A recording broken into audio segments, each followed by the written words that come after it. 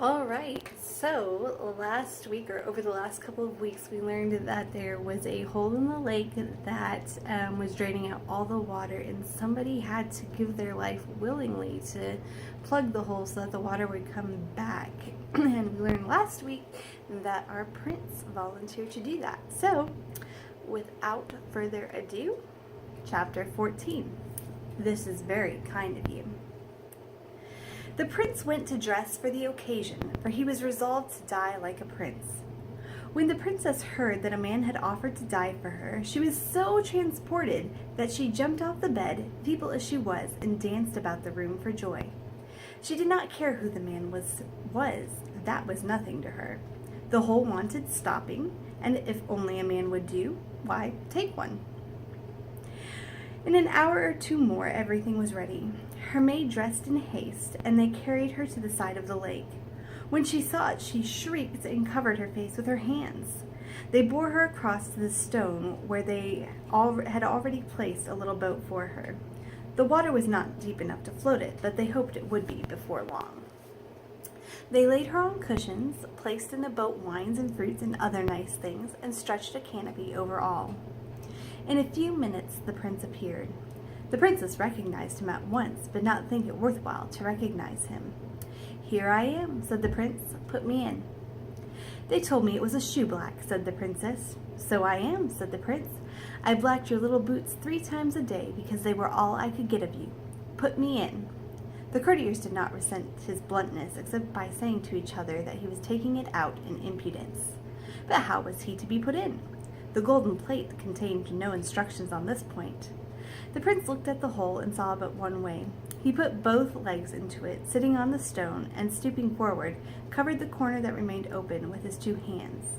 In this uncomfortable position, he resolved to abide his fate, and turning to the people, said, "Now you can go." The king had already gone home to dinner. "Now you can go," repeated the princess after him, like a parrot. The people obeyed her and went. Presently a little wave flowed over the stone and wetted one of the prince's knees, but he did not mind it much. He began to sing, and the song he sang was this: "As a world that has no well, darkly bright in forest dell, as a world without the gleam of the downward going stream, as a world without the glance of the ocean's fair expanse, as a world where never rain glittered on the sunny plain, such my heart thy world would be, if no love did flow in thee.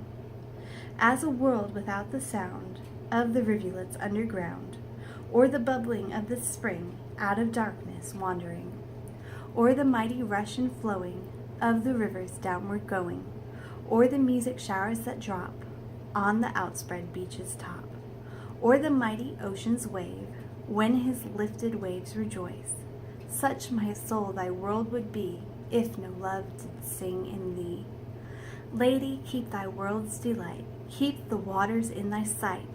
Love hath made me strong to go, for thy sake, to realms below, where the waters shine and hum, through the darkness never come. Let, I pray, one thought of me spring a little well in thee. Let thy loveless soul be found, lest thy loveless soul be found like a dry and thirsty ground." "Sing again, prince. It makes it less tedious," said the princess. But the prince was much too overcome to sing any more, and a long pause followed.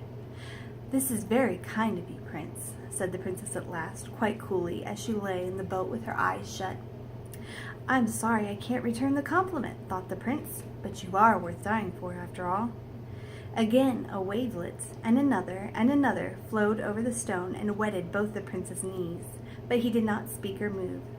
2, 3, 4 hours passed in this way, the princess apparently asleep, and the prince very patient.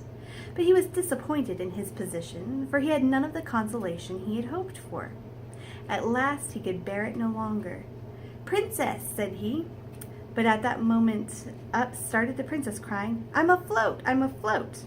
And the little boat bumped against the stone. "Princess," repeated the prince, encouraged at seeing her wide awake and looking eagerly at the water. "Well," said she, without looking round. "Your papa promised that you should look at me, and you haven't looked at me once." Did he? Then I suppose I must, but I am sleepy. Sleep then, darling, and don't mind me, said the poor prince. Really, you are very good, replied the princess. I think I will go to sleep again. Just give me a glass of wine and a biscuit first, said the prince, very humbly. With all my heart, said the princess, and gaped as she said it. She got the wine and biscuit, however, and leaning over the side of the boat, was compelled to look at him. Why, Prince, she said, you don't look well. Are you sure you don't mind it? Not a bit, answered he, feeling very faint indeed. Only I shall die before it is of any use to you, unless I have something to eat. There, then, said she, holding out the wine to him. Ah, you must feed me. I dare not move my hands. The water would run away directly. Good gracious, said the princess, and she began at once to feed him with bits of biscuit and sips of wine. As she fed him, he contrived to kiss the tips of her fingers now and then. She did not seem to mind it, one way or another, but the prince felt better. Now, for your sake, princess, I cannot let you go to sleep. You must sit and look at me, else I shall not be able to keep up.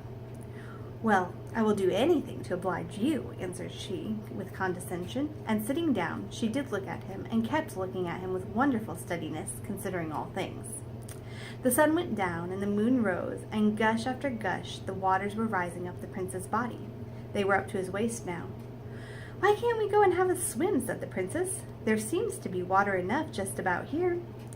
I shall never swim more, said the prince. Oh, I forgot, said the princess, and was silent. So the water grew and rose up and up on the prince, and the princess sat and looked at him. She fed him now and then. The night wore on. The waters rose and rose. The moon rose likewise higher and higher, and shone full on the face of the dying prince. The water was up to his neck.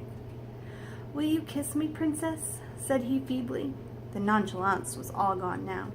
Yes, I will, answered the princess, and kissed him with a long, sweet, cold kiss. Now, said he, with a sigh of content, I die happy.